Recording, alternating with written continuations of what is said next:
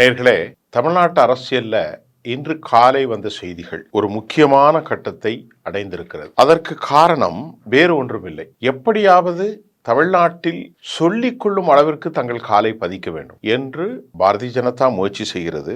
அதற்கு அதிமுகவை பயன்படுத்தி அந்த கட்சியை அழிக்க அவர்கள் முயற்சிக்கிறார்கள். அதனுடைய மறுவடிவம் தான் சிக்குப்பட்டு கொண்ட விஜயனுடைய 41 பேர் மரணத்தின் வாயிலாக அவர்கள் இப்பொழுது அடுத்த நிலை எடுக்கப் போகிறார்கள். பாரதிய ஜனதாவினுடைய சதி திட்டத்தை நன்கு உணர்ந்த எடப்பாடி பழனிசாமி, அதாவது வம்பனுக்கு வம்பன் என்பது போன்று பாஜகவின் திட்டம் தங்களை மௌனியாக்கும் நிரந்தரமாக என்று அவர் நம்புகிறார். நடிகர் விஜய் என்ன சொல்கிறார் என்று சொன்னால், நடிகர் விஜய் அவரிடத்திலே பேசப்பட்டனா ஒரு 50 சீட்டும் துணை முதல்வர் பதவியும் கொடுக்கலாம் என்று சொன்னார்களாம். இப்பொழுது எடப்பாடி என்ன மறுக்கிறார் என்றால், பாரதிய ஜனதாவுக்கு 20 தொகுதிகள், பிஜேபிக்கு பாஜகவுக்கு 20, விஜய்க்கு 50, கிட்டத்தட்ட 134 தொகுதிக்குள் அதிமுக போட்டியிட வேண்டும். 30 தொகுதி, 30 தான், அதுக்கு மேல இல்லை. இப்ப 30, 80, 210, இன்னும் ஒரு 24 சீட்ல பாமகவுக்கு ஒரு 15 போக மீதி சீட்டு மற்றவங்களுக்கு, இவ்வளவுதான். ஆனால் எடப்பாடி என்ன சொல்கிறார் என்றால், இதில் ரகசியமாக பாரதிய ஜனதாவின் திட்டம் இருக்கிறது அப்படிங்கிறத எடப்பாடிக்கு ரொம்ப வேண்டியவர்கள் அறிவுறுத்தி இருக்கிறார்கள். பழனிசாமி சிக்கிக் கொள்ளாதே என்று அவர்களுடைய உறவுகளும் கூட அவரை எச்சரித்திருக்கிறார்கள். பாரதிய ஜனதா வெற்றி கூட்டணி ஒன்றை அமைத்ததை போன்று ஒரு மாய காணொளியை, ஒரு மாய பிம்பத்தை, ஒரு மாய தோற்றத்தை உருவாக்கி கடைசியில் எடப்பாடி ஒரு 90, 80, 90 சீட்டு வந்து ஆட்சி அமைக்க முடியாத ஒரு சூழல் வந்து, அதற்கு பிறகு பாஜக மைனாரிட்டி அரசுக்கு ஆதரவு கொடுத்து தாங்கள் டிமாண்ட் செய்யக்கூடிய வாய்ப்புகள் இருக்கிறது. பழனிசாமியே நீ அலர்ட்டாக இருந்து கொள் என்று அவரது மனசாட்சி அவரை கேட்டதாம். அவருக்கு வேண்டியவர்களும் சொன்னார்களாம். இதையெல்லாம் அவர் எடுத்துக்கொண்டு இதற்கு ஒத்து வராது என்ற மாதிரி சொல்லிவிட்டதாக தகவல் வருது. ஆனால் இன்னொரு செய்தியில் நடிகர் விஜய், இல்லை, நாங்கள் எப்போதும் நிரந்தரமாக முதல்வர் வேட்பாளராகத்தான் இருப்போம் என்று சொல்லதாகவும் 2 செய்திகள் வருகிறது. ஆனால் ஒரு விஷயம் உண்மை, 100க்கு 101%. பேச்சுவார்த்தைகள், டீலிங்குகள் எல்லாம் நடந்தது உண்மைதான், அதில் ஒன்றும் தவறு இல்லை. அதை எப்படி பேசப் போகிறார்கள் என்பதும் அவர்கள் டிஸ்கஸ் பண்ணியிருக்கிறாங்க. கொள்கையை அடகு வைத்த விஜய் என்று கேட்டால் நாம் என்ன செய்வது, இது எதிர்காலத்திற்கு நமக்கு சிக்கல் வந்துவிட்டால் என்ன செய்வது என்று இவருடைய தரப்பில் பேசப்பட்டது. ஆனால் அதற்கு முன்னால் இந்த கூட்டணி உருவாவதற்கு ஒரு முக்கியம் என்னவென்றால், பாரதிய ஜனதாவுக்கு இழப்பதற்கு ஒன்றுமில்லை. அவர்கள் இருப்பதே 5% வாக்கள் தான். அவர்கள் 11 என்றாலும் அது அவ்வளவு இல்லை, 7, 6, 5 இருக்கிறது. இதை வைத்து கொண்டு ஒன்றும் செய்ய முடியாது. இழப்பதற்கு ஒன்றுமில்லை, கிடைப்பது பெரிதுதானே. எப்போதுமே அமித்ஷா கும்பல் அப்படித்தான், இழப்பதற்கு ஒன்றுமில்லை, கிடைப்பது பெருசு. ஆகவேதான் வடமாநிலங்களில் தங்களுடைய கால் பதித்த அந்த ராட்சச திட்டத்தை தமிழ்நாட்டில் கொண்டு வந்து எடப்பாடியை காலி செய்ய வேண்டும். இதில் 2 கல்லு கிடைக்கும், ஒரே கல்லில் 2 பலம். ஒன்று,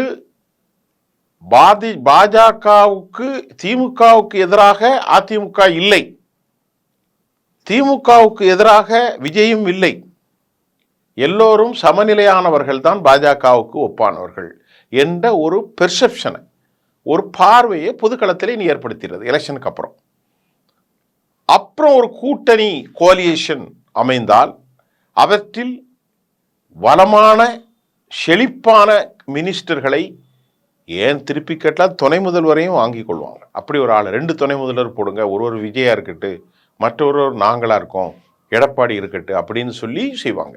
ஏன்னா அவங்க எந்த எல்லைக்கும் போவார்கள். ஆனால் இதன் மூலமாக அதிமுகவை அழிக்க முடியும், எடப்பாடி விஜயையும் காலி செய்ய முடியும். நமக்கு லாபம். விஜய்க்கு கொள்கை இழந்து போய் இந்துத்துவா கூட்டணி அமைத்திருக்கிறார் என்று அவரிடத்தில் இருக்கும் தலித்துகளும் மைனாரிட்டிகளும் விலகிவிடுவார்கள்.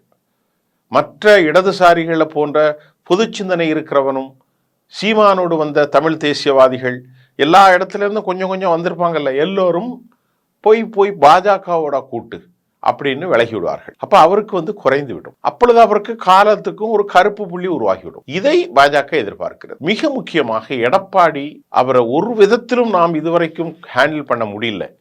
இப்ப அவரை காலி செய்யறதுக்கு நல்ல சந்தர்ப்பம். இது ஒரு வெற்றி கூட்டணி. மிஸ்டர் பழனிசாமி தங்கள்கிட்ட இருக்கிற 20, அவங்கள்ட்ட இருக்கக்கூடிய 15, எங்கள்கிட்ட இருக்கிற ஓட்டு, பாமக இருக்கிற ஓட்டு, அமமுக இருக்கிற ஓட்டு, உதிரிகள்கிட்ட இருக்கிற ஓட்டு, வெற்றி உறுதி 40%, 42% அப்படின்னு ஆசை காட்டி அவருக்கு ஒரு அசைன்மெண்ட் டெல்லியிலிருந்து பறந்துச்சான். அதை பார்த்துட்டு அவருடைய சொந்தக்காரங்களே சொல்லிட்டாங்களாம், பழனிசாமி இதுக்கு ஒத்துக்கிடாத, உங்களை காலி செய்வதற்கு டெல்லியில் அமித்ஷா திட்டம் போடுறான் மனுஷன் அப்படின்னு சொன்னதாகவும், அதெல்லாம் சரி வராது சார், நமக்கு 50 சீட்டு கொடுத்துட்டு உங்களுக்கு இவ்வளோ கொடுத்துட்டு நாங்கள் 130 சீட்டில் நிற்க முடியாது, எங்களுடைய இலக்கு 170 அப்படிங்கிறத தெளிவுபடுத்திட்டதாகவும் சொல்லப்படுகிறது. இது ஒரு நம்பகத்தன்மையான செய்தி தான். மற்றொரு அணியில் பேச்சுவார்த்தை செல்கிறது என்றும் சொல்லப்பட்டது. நாம் வருகிற செய்தியை அப்படியே கொடுக்க முடியும். ஆகவே எடப்பாடி சம்மதிக்காத பட்சத்தில், பழனிசாமியினுடைய ஆதரவு இல்லாத பட்சத்தில் இந்த கூட்டணி இருக்காது. ஆகவே என்டிஏயில் பெரும் கலோபரம் நடந்து கொண்டிருக்கிறது. இப்பொழுது இன்றைக்கு 16ஆம் தேதி, எஞ்சிய 14 நாட்களில் வேட்புமனு தாக்கல் செய்யப்பட வேண்டும். தாக்கல் செய்த மனுவை பரிசீலனை செய்த பிறகு அது ஏற்பது, ஏற்காமல் இருப்பது, தள்ளுபடி, புதிய நாமினி யாராவது இருக்கிறார்கள், இப்படியெல்லாம் அந்த ப்ராசஸ் நடக்கும் அடுத்த ஏப்ரல் மாதத்தில். அதற்கு பிறகு தேர்தல் வந்துவிடும். ஒரு 15 நாள் பிரச்சாரம் நடக்கும். இந்த இவ்வளவு குறுகிய காலத்தில் விஜய்க்கு இருக்கிற சிக்கல், 234 தொகுதிகளுக்கும் வேட்பாளர்களை அடையாளம் காண வேண்டும். அது அவர்களுக்கு சாத்தியம் இல்லை. இங்கே சேர்ந்தா அந்த சாத்தியம் இருக்கு. இந்த சேர்ந்தா சிபிஐ வழக்கில் தப்பலாம், பூத் கமிட்டிக்கு ஆள் கிடைக்கும், உழைப்பதற்கும் ஆள் இருக்கிறாங்க, கையில் நிறைய பணம் ஒரு 1000 கோடினாலும் கொடுத்துருவாங்க. அப்படி ஒரு வாய்ப்பு உண்டு. மற்றொரு பலகீனம், இதில் அவர் குளிர் காய்ந்தாலும் இனி எந்த காலத்திலும் அவருக்கான ஒரு மேன் ஆஃப், அதாவது ஒரு தனித்து நிற்கக்கூடிய ஒரு இண்டிவிஜுவலிட்டி, ஒரு கெப்பாசிட்டி இல்லாதவனாக மாறி போய்வார். இது அவருக்கு இருக்கிற பலகீனம். அப்போ பலத்தை விட பலகீனம் மிகைத்திருக்கிறது. எல்லாவற்றை விட இந்த கூட்டணி அமைப்பதற்கு அமித்ஷா முயற்சி செய்தாலும் அவர்கள் அப்படித்தான் திட்டம் போடுவார்கள். திட்டம் போட்டு ஆட்களை காலி செய்வதில் வல்லவர்கள். அதற்கு இடம் கொடுக்க கூடாது என்று இப்பொழுது பழனிசாமி ஒத்துக்கொள்ள மாட்டுகிறார். அப்படினாலும் இந்த கூட்டணி எப்படி உருவாகும் என்று நீங்களே முடிவு செய்து கொள்ளுங்கள். இந்த கூட்டணி உருவாவதற்கான வாய்ப்பு இருக்கிறதா, வாய்ப்பு இல்லையா, இதெல்லாம் பல கேள்விகள் நம் முன்னே நிற்கிறது. நாம் பொறுத்து பார்ப்போம். ஏனென்று சொன்னால் இப்பொழுது வருவதெல்லாம் பலர் அடித்து விட்டு கொண்டிருக்கிறார்கள். எடப்பாடி மட்டும் 170 தொகுதியில் போட்டியிட்டே ஆக வேண்டும் என்று ஒற்றை காலில் இருக்கிறார். பாஜகவுக்கு 20, 190, மீதி இருக்கக்கூடிய 44 தொகுதிகளில் எல்லாவரும் பிரித்து எடுத்துக்கொள்ளலாம். எல்லாவரும்னா பாமக ஒரு 15, மீதி அமமுக மற்ற கட்சிகள்லாம் நின்றுக்கிட்டா எல்லாம் ஒரு 7, 8, 10 நிற்கலாம். நாம் 170+ நிற்கணும், 75 வரைக்கும் நிற்கணும் அப்படின்னு அவர் திட்டம் போடுறார். 25 தொகுதிகளை மேக்சிமம் பிஜேபிக்கு கொடுப்பார். அப்போ அதே ஒரு 200, மீதி 34 தொகுதியில் 17, மீதி இருக்கக்கூடிய 17 மற்றவங்க பிரிஞ்சிடலாம். இப்போ விஜய் வந்தால் பதவியும் கொடுக்கணும், பெரிய போஸ்ட்டும் கொடுக்கணும், முதலமைச்சர் வேட்பாளரும் கொடுக்கணும். அப்போ மைனாரிட்டியாகவும் நாம் நிற்போம்.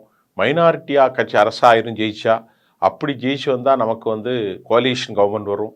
அப்படி வந்தால் பிஜேபி சீட்டு பிடிச்சிருவாங்க, அப்புறம் விஜய் பிடிச்சிருவாரு, நமக்கு ஒன்றும் இல்லை, நிம்மதி போயிடும் அப்படின்ட்டு எடப்பாடி பழனிசாமி இதற்கு 99% அல்ல 100% மறுப்பதாகவும், விஜயும் அந்த தரப்பிலும் பல கேள்விகள் எழுப்பப்பட்டிருப்பதாகவும், இது அமைச்சே ஆக வேண்டும் என்ற ஃபுல் ஃபோர்ஸில் பாஜக செயல்பட்டு வருவதாகவும் தற்போது செய்திகள் கிடைத்திருக்கிறது. மீண்டும் அடுத்த செய்தியில் உங்களை சந்திக்கின்றேன். நன்றி.